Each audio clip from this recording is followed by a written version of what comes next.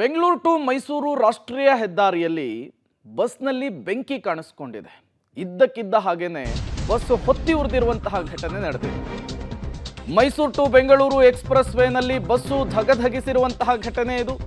ಬಸ್ನಲ್ಲಿದ್ದಂತಹ 18 ಮಂದಿ ಪ್ರಯಾಣಿಕರು great escape ಆಗಿದ್ದಾರೆ. ಮಂಡ್ಯದ ಸ್ಯಾಂಜೋ ಆಸ್ಪತ್ರೆಯ ಬಳಿ ಬಸ್ ಹೊತ್ತಿ ಉರಿದಿರುವಂತಹದ್ದು. ಬೆಂಗಳೂರಿನಿಂದ ಕಣ್ಣೂರಿಗೆ ಖಾಸಗಿ ಬಸ್ ತೆರಳುತ್ತಾ ಇತ್ತು. ಟೈರ್ ಬ್ಲಾಸ್ಟ್ ಆಗ್ತಾ ಇದ್ದಂತೆ ಬೆಂಕಿ ಕಾಣಿಸಿಕೊಂಡಿದೆ ಅನ್ನುವಂತಹ ಮಾಹಿತಿ ಸಿಗ್ತಾ ಇದೆ. ತತ್ಕ್ಷಣಕ್ಕೆ ಪ್ರಯಾಣಿಕರನ್ನ ಕೆಳಗಿಳಿಸಿದ್ದಾರೆ ಬಸ್ ಡ್ರೈವರ್. ಕ್ಷಣಾರ್ಧದಲ್ಲಿಯೇ ಇಡೀ ಬಸ್ಸಿಗೆ ಬಸ್ಸು ಹೊತ್ತಿ ಉರಿದಿದೆ, ಸುಟ್ಟು ಕರಕಲಾಗಿದೆ. ದೊಡ್ಡ ಅನಾಹುತವೊಂದು ತಪ್ಪಿರುವಂತಹದ್ದು. ನೀವು ಕೂಡ ವಿಜುವಲ್ಸ್ ಅನ್ನ ಗಮನಿಸ್ತಾ ಇದ್ದೀರಿ. ಬೆಂಗಳೂರು ಟು ಮೈಸೂರು ರಾಷ್ಟ್ರೀಯ ಹೆದ್ದಾರಿ ಮಂಡ್ಯದ ಬಳಿ ನಡೆದಿರುವಂತಹ ಘಟನೆ ಇದು. ನೋಡಿ, ಖಾಸಗಿ ಬಸ್ಸು ಹೇಗೆ ಹೊತ್ತಿ ಉರಿತಾ ಇದೆ ಅಂತ ಹೇಳಿ. ಮೊದಲು ಟೈರ್ ಬ್ಲಾಸ್ಟ್ ಆಗುತ್ತೆ, ಇದ್ದಕ್ಕಿದ್ದ ಹಾಗೇನೆ ಬಸ್ನಲ್ಲಿ ಬೆಂಕಿ ಕಾಣಿಸ್ಕೊಳ್ಳುತ್ತೆ. ಕಣ್ಣು ಮುಚ್ಚಿ ಕಣ್ಣು ಬಿಡುವಷ್ಟರಲ್ಲೇನೆ ಇಡೀ ಬಸ್ಸಿಗೆ ಈ ಬೆಂಕಿಯ ಕೆನ್ನಾಲಿಗೆ ವ್ಯಾಪಿಸಿಕೊಳ್ಳುತ್ತೆ.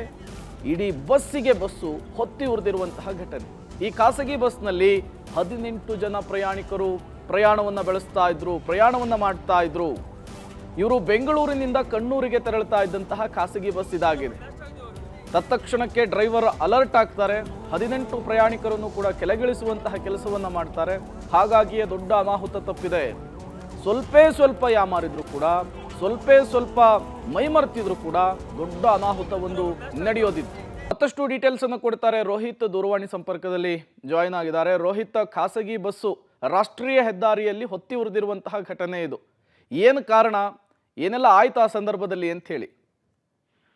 ಕಳೆದ ಮಧ್ಯರಾತ್ರಿಯಲ್ಲಿ ಏನು ಬೆಂಗಳೂರು ಮೈಸೂರು ಹೆದ್ದಾರಿಯಲ್ಲಿ ಹೋಗ್ತಿದ್ದಂತ ಬಸ್ ಮಂಡ್ಯ ಸ್ಯಾಂಜೋ ಆಸ್ಪತ್ರೆಯಲ್ಲಿ, ಅಂದ್ರೆ ಬೆಂಗಳೂರಿಂದ ಕಣ್ಣೂರಿಗೆ ಬಸ್ ತೆರಳುತ್ತಾ ಇರುತ್ತೆ.